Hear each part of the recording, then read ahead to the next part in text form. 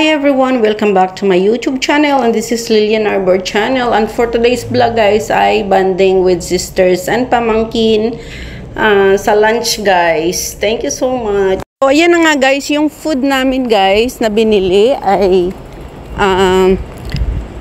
luto na. So yung dalawang klase na ulam at isang kanin, iba-iba yung price depende sa ulam na choices mo. So ayan ang food namin guys.